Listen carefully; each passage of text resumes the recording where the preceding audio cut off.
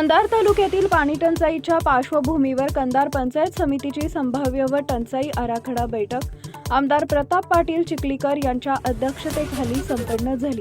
कंधार तालुका डोंगराळ भागात वसलेला असून ग्रामपंचायत समिती अंतर्गत 116 ग्रामपंचायती आहेत। यामध्ये वाडी तांड्यांची संख्या लक्षणीय असल्यानं दरवर्षी उन्हाळ्यात पिण्याच्या पाण्याचा प्रश्न गंभीर बनतो।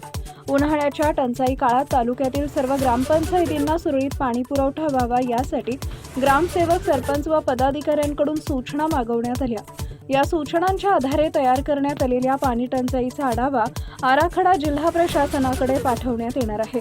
या बैठकीस राष्ट्रवादी काँग्रेसचे प्रदेश सरचिटणीस प्रवीण पाटील, उपविभागीय अधिकारी विशाल नरवटे, तहसीलदार रामेश्वर गोरे, गटविकास अधिकारी महेश पाटील, पाणी पुरवठा अधिकारी बनसोडे तसेच ग्राम अधिकारी, सरपंच व गावातील कार्यकर्ते मोठ्या संख्येने उपस्थित होते।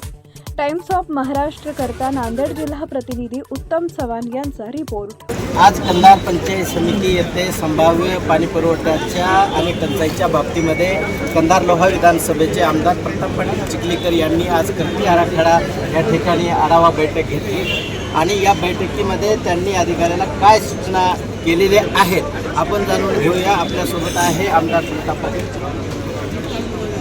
टंचाई आराखड्याची बैठक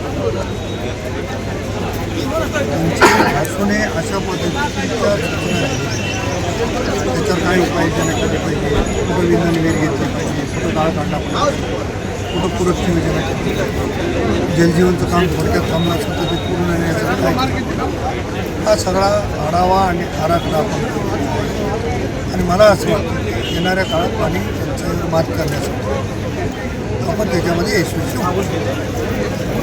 आज सकाळी आमदार रोहित पवार यांनी अजितदादा यांचा अपघाती घातपात या विषयावर पुनश्च एकदा मुंबई येथे पत्रकार परिषद आयोजित केलेली होती आणि सर्वांच्याच भावना अशा आहेत की राज्याचे उपमुख्यमंत्री अजितदादा यांचा घातपात झाल्याचा संशय सगळ्या जनतेकडून व्यक्त केला जातोय। आपण या भागाचे आमदार आणि राष्ट्रवादी नेते म्हणून आपली काय भूमिका आहे?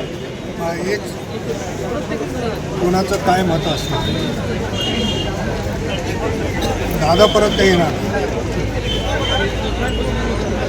दादाच्या जाण्यामुळं महाराष्ट्राचं आणि आमच्यासारख्या कार्यकर्त्याचं प्रचंड नुकसान झालं। राज्याच्या मुख्यमंत्र्यांनी अगोदर जाहीर केलं की या विमान अपघाताची चौकशी केली। त्या खात्याचे मंत्री योगायोगानं महाराष्ट्रातलेच आहेत, त्यांनी भूमिका घेतली की चौकशी केली। एकदा राज्याच्या प्रमुखांनी चौकशीचे आदेश दिल्याच्या नंतर त्या यंत्रणेला काम करू द्यावं असं माझं मत आहे। रोहित पवार साहेब काय म्हणाले, हा त्यांचा विषय आहे, कौटुंबिक विषय आहे, ते मोठे आहेत आमच्यापेक्षा, परंतु माझी भूमिका अशी, दादाचा अपघात झाला, दादा गेले, चौकशी होत राहील, चौकशीमध्ये निष्पन्न झाल्या त्याला जो काही नियमाप्रमाणे काय कारवाई व्हायची होत राहील, दादा तर काही परत येणार। त्याच्यामुळं एकदा चौकशीचे आदेश दिले, चौकशी होईपर्यंत किंवा चौकशीचा निष्कर्ष येईपर्यंत माझ्यासारख्या लहान कार्यकर्त्यांनी त्याचं बोलणं उचित नाही असं मला वाटतं। दादा राज्याचे अर्थमंत्री होते, आपण या भागाचं नेतृत्व करतात, त्यांच्या माध्यमातून आपण अनेक कामं कंधार आणि लोहा विधानसभेसाठी प्रस्तावित केल्याचं आम्हाला समजतं। दादाचं दुर्दैवी अंत म्हणजे मृत्यू झाल्याने कंधारच्या विकासासाठी गती थांबेल अशी वाटते। थोडाफार फरक आहे, कारण ज्या गोष्टी दादांना माहीत होत्या किंवा दादा ज्या ज्या ठिकाणी जे जे बोलले ते आता इतरांना माहीत होणं, त्याच्यावर कारवाई होणं याला थोडासा वेळ लागतो, थांबणार नाही। मी परवाच माननीय मुख्यमंत्री महोदयांची भेट घेतली, माझ्या मतदारसंघामध्ये दादानी काय काय करतो म्हणाले होते, त्यांच्याही कानावर घातले, त्यांनी सांगितले की आपणही केलं, पण या सगळ्या गोष्टीला वेळ लागेल, ब्रेक लागेल, पण काम थांबणार।